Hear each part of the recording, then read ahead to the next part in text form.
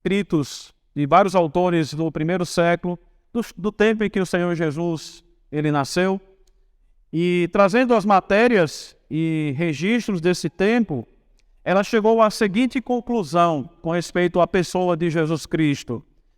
O objetivo era mostrar que Jesus era realmente uma pessoa histórica. Mas qual foi a conclusão a que essa matéria chegou sobre o Jesus histórico?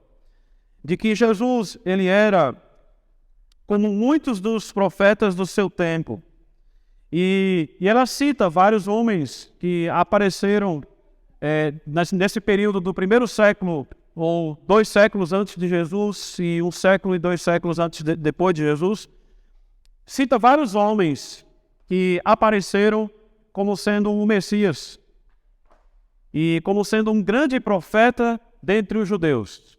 E aí ela chega a essa conclusão dizendo que Jesus nada mais era do que um profeta do seu tempo e que, como tantos outros profetas, e aí fala sobre profetas apocalípticos, porque eram profetas que de fato apareceram no tempo, esse tempo que cerca o tempo do nascimento do Senhor Jesus, profetas apocalípticos que pregaram o reino de Deus. Então, a conclusão dessa revista é que realmente Jesus foi uma pessoa histórica, que nós não precisamos negar a pessoa de Jesus, porque ele foi uma pessoa histórica, e como tantos outros profetas que pregaram o reino de Deus de maneira apocalíptica, Jesus foi um deles. O grande problema é que essa revista ela esqueceu de ver o que a Bíblia fala sobre Jesus. Ela realmente deixou de lado a principal fonte histórica. Porque qual é a principal fonte histórica a respeito do Senhor Jesus Cristo? Não são os livros do primeiro século antes de Jesus, também não são os livros do primeiro século depois de Jesus. A principal fonte histórica para falar que realmente Jesus ele foi uma pessoa histórica é a própria Bíblia. Os 4 evangelhos. E se eu quero falar sobre ciência como fonte histórica, eu posso confirmar que os 4 evangelhos são a principal fonte histórica para falar sobre quem é Jesus Cristo. E por uma simples razão eu posso dizer isso. E que nenhum cientista que deseja deixar de lado os 4 evangelhos pode negar. É que não existe nenhum outro livro, nenhum outro testemunho com mais manuscritos, com mais testemunhos, com mais pessoas que atestam a veracidade daquilo que está escrito. Daquilo que está escrito com respeito ao Senhor Jesus Cristo nos evangelhos.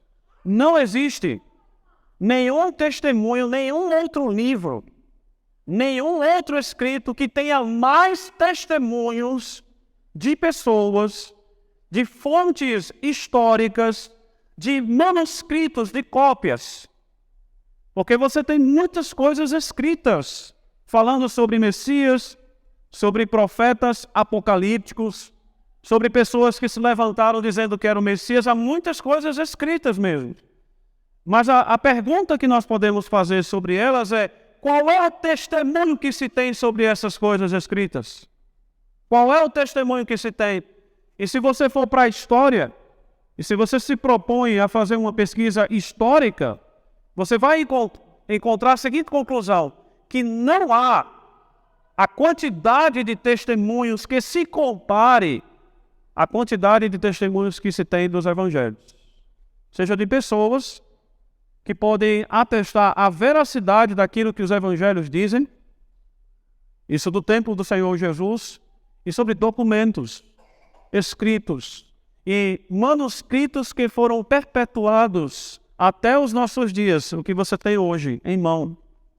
O que você tem hoje em mão é o resultado de vários manuscritos que com o tempo foram sendo reproduzidos. Seria como que uma máquina de xerox, que em vez de ser uma máquina que nós temos hoje, que faz uma fotocópia, naquele tempo as pessoas, os escribas estavam copiando, e copiando, e copiando, e copiando. Pergunte a esses historiadores quais dessas fontes históricas podem se comparar às cópias e os testemunhos que nós temos nos evangelhos. Nenhum.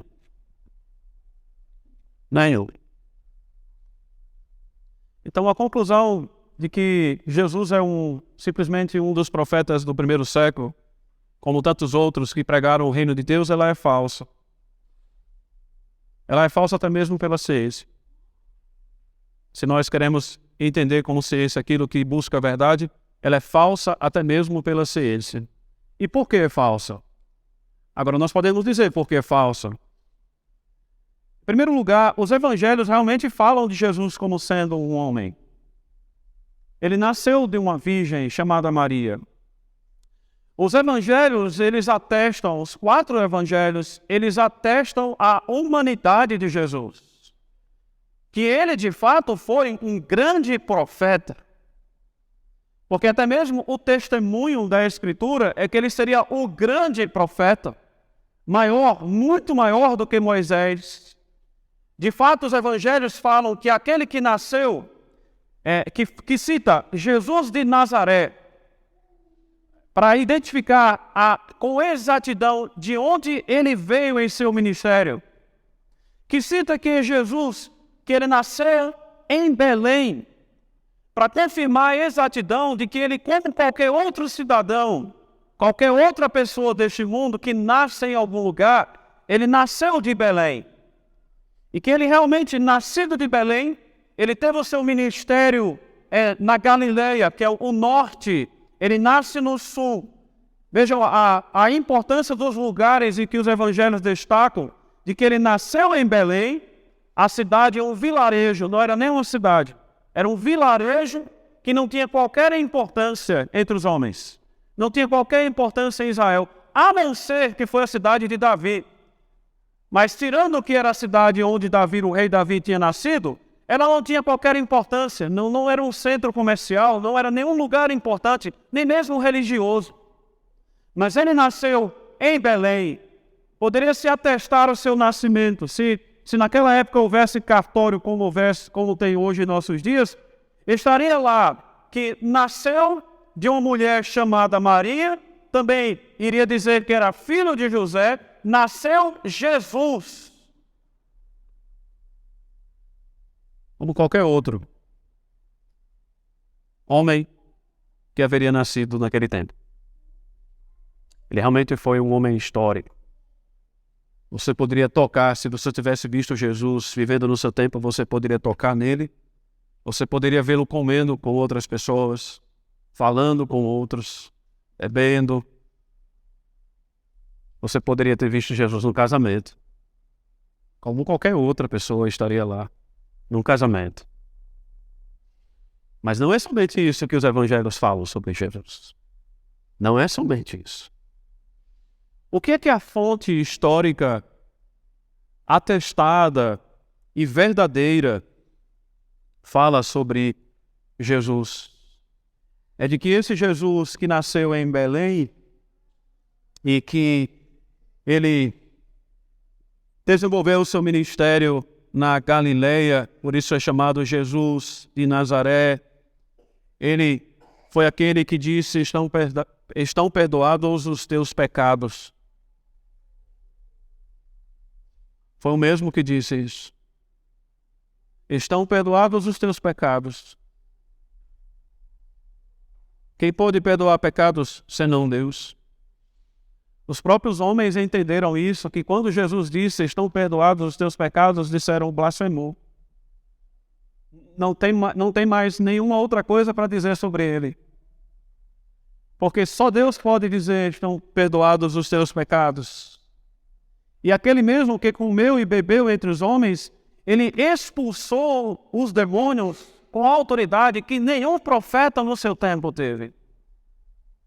Porque o que os evangelhos relatam é que aqueles que viram o Senhor Jesus expulsar demônios, eles falavam entre si, mas ele tem uma palavra com autoridade que nós não vimos em nenhum outro.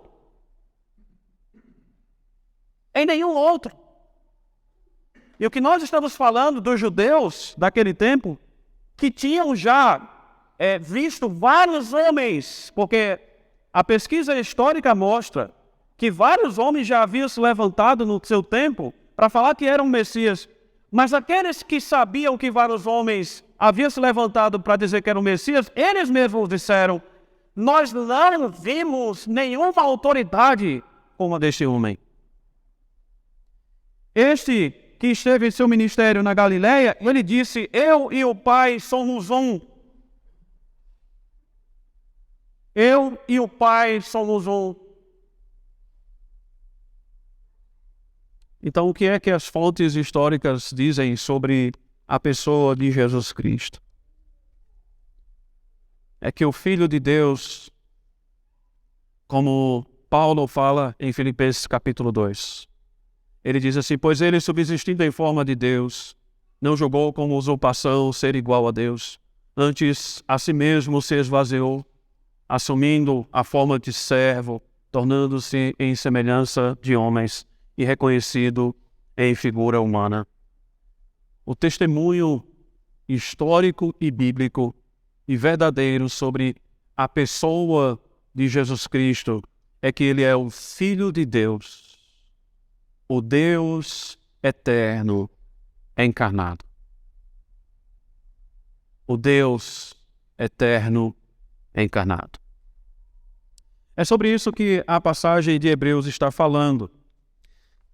A passagem de Hebreus, o capítulo 2, o propósito dessa passagem é de ensinar aos cristãos que aquele que era maior do que todos os outros que têm testemunho do Antigo Testamento, ele é maior do que os anjos, ele é maior do que Moisés, ele é maior do que Abraão, ele é maior do que qualquer outro sacerdote ou sumo sacerdote que existiu em Israel. O que Hebreus está dizendo é que ele é maior porque ele é o próprio Deus. Ele é o próprio Deus. Por isso que Hebreus começa falando sobre quem é Jesus. Os primeiros versículos é para falar quem é esse Jesus. Que ele é o próprio Deus. E o capítulo 2 mostra que o propósito de ele ser o próprio Deus encarnado, que assumiu e tomou para si a natureza humana, o propósito disso é de nos salvar. É de nos salvar.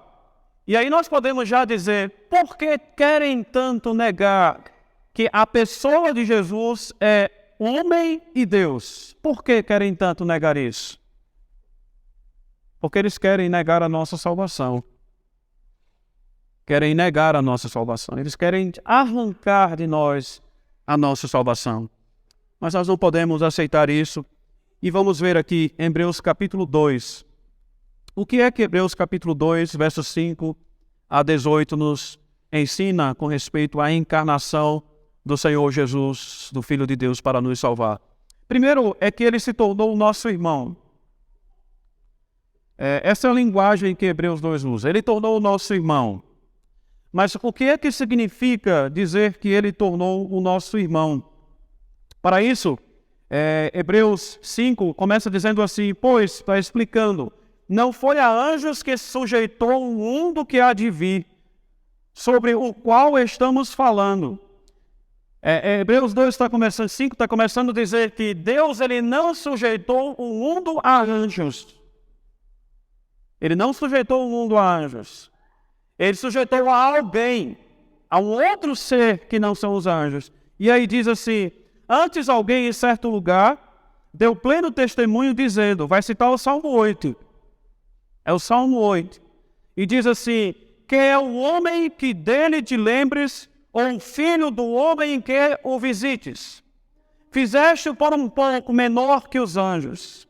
De glória e de honra o coroaste, e o constituíste sobre as obras das tuas mãos.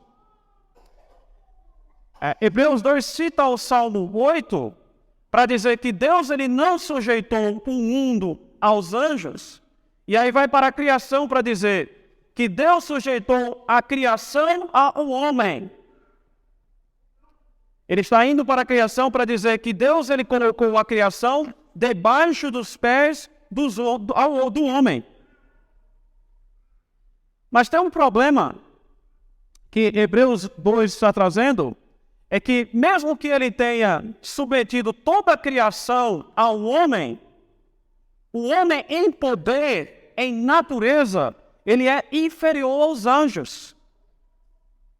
Ele é inferior aos anjos. Por isso diz assim: vemos, todavia, aquele que por um tempo, tendo sido feito menor que os anjos. Então, Hebreus 2 está dizendo, Deus, ele colocou o homem na criação para ser o Senhor dela. E diz, verso 8, todas as coisas sujeitas debaixo dos seus pés. Ora, desde que ele sujeitou todas as coisas, nada deixou de fora do seu domínio. Agora, porém, ainda não vemos todas as coisas a ele sujeitas. E aí diz, vemos todavia aquele por um tempo tendo sido feito menor que os anjos. Então, o homem ele é menor do que o anjo em poder. Ele não tem o poder como os anjos têm. Ele não pode fazer aquilo que os anjos fazem. Só que agora aí Hebreus 2 está revelando que o Salmo 8, quando está falando sobre o homem na criação, que ele é menor do que os anjos, mas apesar de ser menor, ele tem poder sobre a criação, na verdade, é uma profecia. É uma profecia que toma a criação como ilustração de que todo mundo está sujeito ao poder do homem. Então é uma profecia que está dizendo, olha, este homem que é menor do que os anjos, que tem poder sobre a criação, ele vai se revelar com esse poder em um determinado momento que nós não vemos ainda. Então quem estivesse lendo o Salmo 8, no seu tempo, iria dizer, realmente o homem, ele foi criado por Deus para estar sobre toda a criação. Ele tem poder sobre a criação, mas ele é menor do que os anjos. Compare o homem com um anjo. Ele é menor do que os anjos em poder. Só que aí Hebreus diz assim, realmente, ele foi colocado por Deus na criação para estar sobre a criação. Ele realmente é menor do que os anjos. Mas tem um porém. Haverá um momento em que este homem, que tem o poder sobre a criação e que governa sobre ele vai se revelar maior do que os anjos. Maior do que os anjos. E por isso, Hebreus 9 continua. Tendo feito menor que os anjos, está falando sobre agora a humanidade de Jesus. Ele foi feito menor do que os anjos, saindo lá do Salmo 8. Aí diz, declara, Jesus, por causa do sofrimento da morte, foi coroado de glória e de honra, para que pela graça de Deus provasse a morte por todo homem. Menor do que os anjos, Jesus. Ele se tornou, ele se colocou menor do que os anjos, como o homem da criação, para fazer aquilo que o homem não conseguiu fazer. Aquilo que o homem que foi criado lá no Éden não conseguiu fazer, dominar a criação, ele se tornou como este, menor do que os anjos, para fazer aquilo que o homem não fez.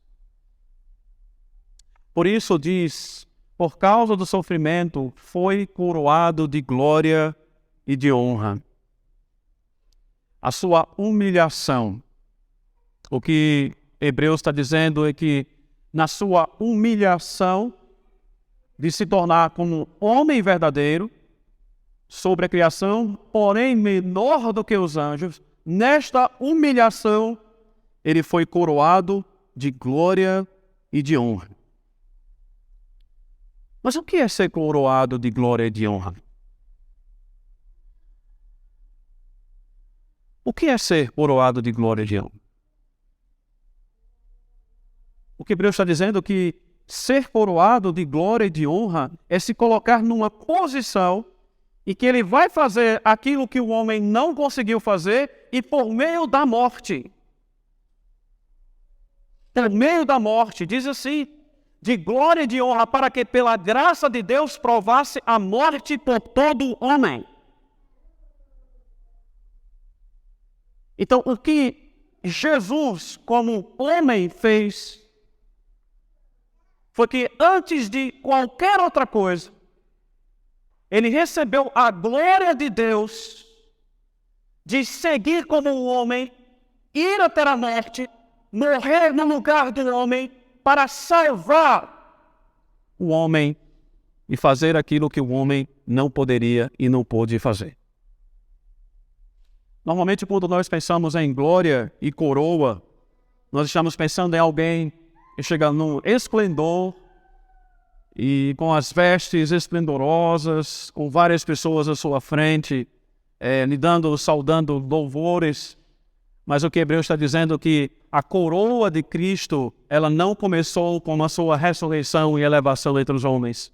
A coroa de Cristo começou e ele tomar sobre si a nossa natureza e padecer nessa natureza e ir até a morte, as últimas consequências nessa natureza. E ali, de glória e de honra, foi coroado, porque ele morreu em nosso lugar. Ele dá a sua vida em nosso lugar, exatamente como um homem, exatamente como um homem faz. Como um homem, a carne, entregar a sua carne.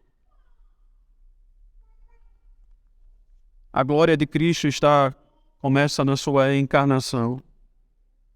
Ele assumiu o posto que foi dado ao homem, criado por Deus, como coroa da criação.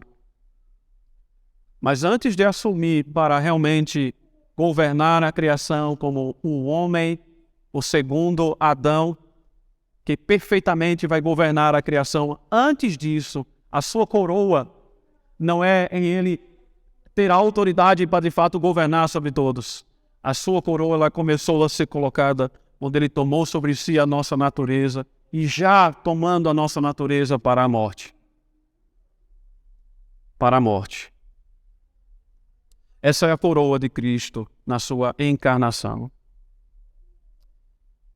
Essa coroa de Cristo fala da sua perfeição em realizar a salvação por nós a partir dessa encarnação. O verso 10 diz: porque convinha que aquele por cuja causa e por quem todas as coisas existem, conduzindo muitos filhos à glória, aperfeiçoasse por meio de sofrimentos o autor da salvação deles.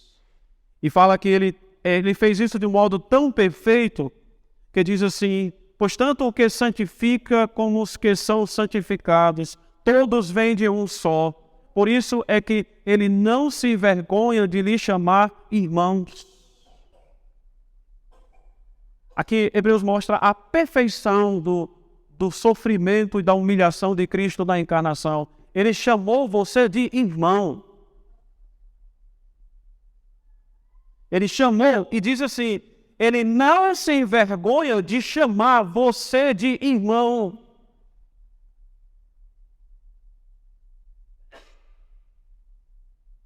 Você sabe realmente o que é isso? Você sabe o que é o Deus eterno?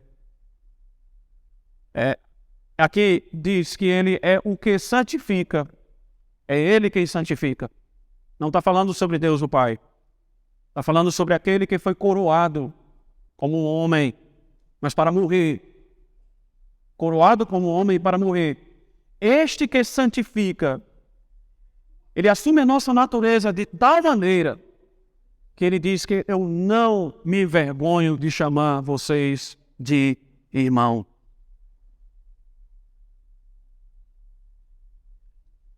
Muitos de nós, muitas pessoas que se dizem cristãs, elas às vezes sentem vergonhas de pessoas inferiores a elas. Não é muito difícil de encontrarmos pessoas que têm vergonha de outros. Tem pais que têm vergonha dos filhos. Tem filhos que têm vergonha dos pais. Porque vê as fraquezas. Percebe que os outros também veem as fraquezas. E por isso tem vergonha. Nós sentimos vergonha de outras pessoas. Há pessoas que são ricas que têm vergonha de pobres. Há Há pessoas que são famosas, que têm vergonha daqueles que não são. Mas Deus não tem vergonha de chamar você de irmão. E nós não estamos falando aqui sobre como as pessoas falam de Jesus, nosso irmãozinho querido. É de uma maneira tão baixa e tão chula de como falam sobre Jesus como nosso irmão, que é blasfêmia. Mas quando a Bíblia fala sobre Jesus como nosso irmão, ela deixa bem claro por que ele é nosso irmão. Porque ele é fofinho, amoroso, que pega na sua mão. Mas é porque Jesus morreu em seu lugar. E com a sua própria carne, que você hoje poderia sentir a dor de um sacrifício na cruz. Você que poderia estar na cruz, sendo crucificado e padecendo a morte com o sangue sendo derramado. Ele disse não. Eu vou exatamente como eles são, na carne, no sangue deles, na dor, no sofrimento. Eu vou exatamente como eles são. E vou dizer, a meus irmãos, verso 12, a meus irmãos declararei o teu nome, cantar-te-ei louvores no meio da congregação. Sabe o que isso está dizendo? Que ele fez isso na nossa carne como nosso irmão, exatamente como nós somos. Mas ele não reclamou fazendo isso. Ele disse, a meus irmãos declararei o teu nome. E ele mesmo, o nosso irmão, ele mesmo, ele diz, eu cantarei louvores no meio da congregação.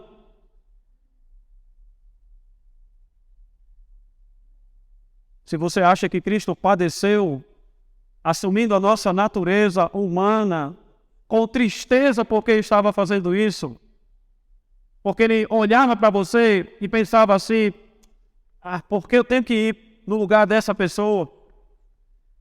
O que está dizendo é que ele disse, eu vou cantar louvores, sendo irmão deles. Irmão. E o que ele fez foi como que o irmão mais velho. Ele diz que quando o irmão mais velho, ele olha para o seu irmão mais novo e vê que seu irmão mais novo não consegue subir as escadas. Ele toma as suas mãos e diz, eu levo você. Com a força do irmão mais velho. E quando o irmão está caído e não consegue se levantar, está com a perna ferida, ele olha e diz, como o irmão mais novo, ele olha para o irmão mais novo e diz, o que aconteceu com você? O que eu posso te ajudar? E ele vai, toma aquilo que é necessário para sarar as feridas do irmão mais novo. E quando o irmão mais novo está doente, que está na cama,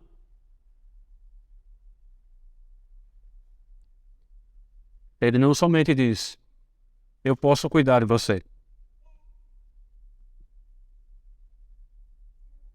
Mas ele diz, eu posso ficar no seu lugar.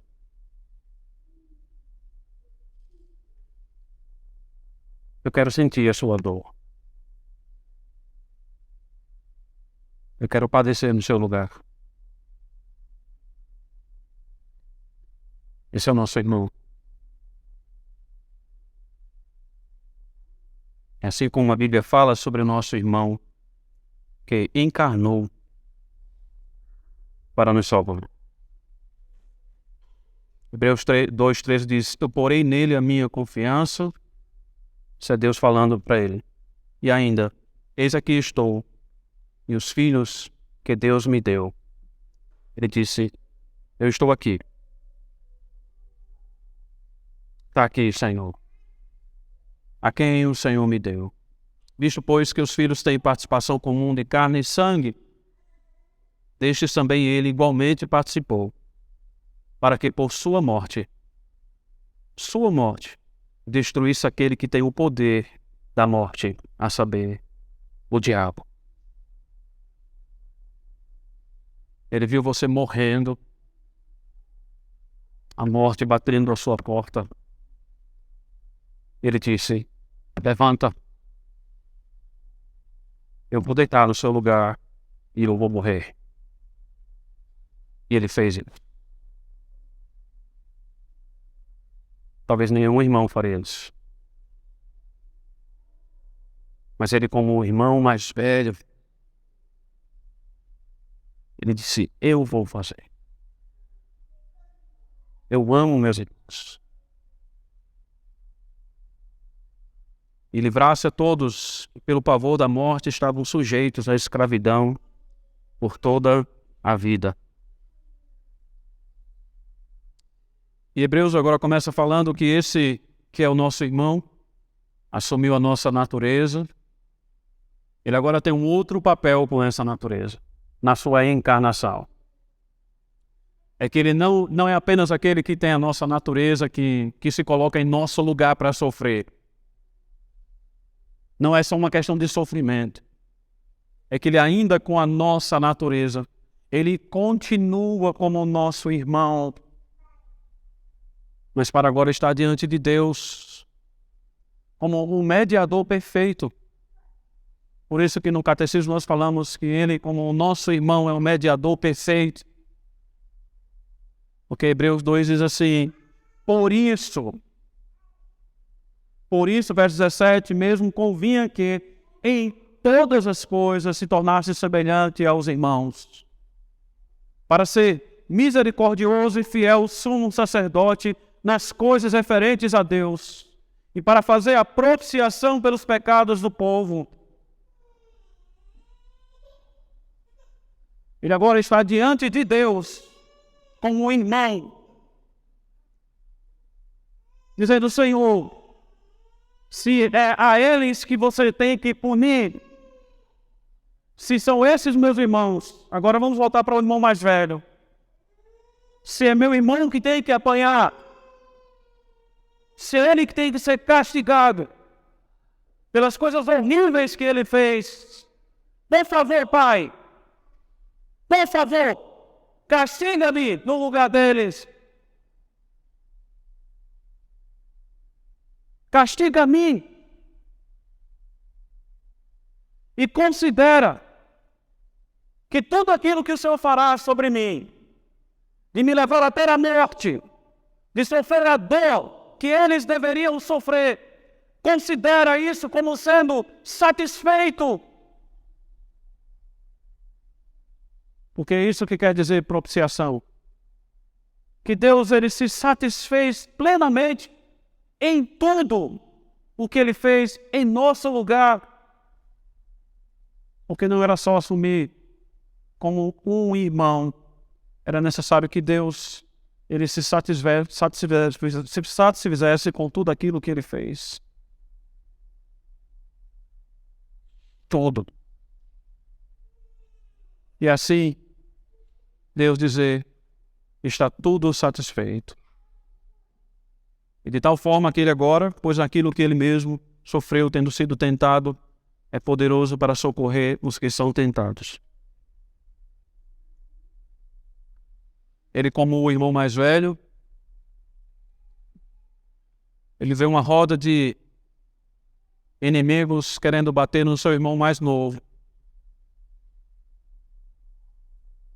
Mas ele chega e diz: sai todo mundo. Ninguém vai bater no meu irmão. Ele enfrenta todos os outros inimigos. E quando o irmão mais novo está em agonia, sofrendo, porque estão batendo nele, ele consegue bater em todos os inimigos e dizer ao seu irmão mais novo: eu estou aqui. Ninguém vai bater em você, Luiz. É assim que Jesus, o nosso Salvador, é como o nosso irmão e mediador, porque Ele nos socorre quando nós estamos sendo tentados. Ele nos socorre.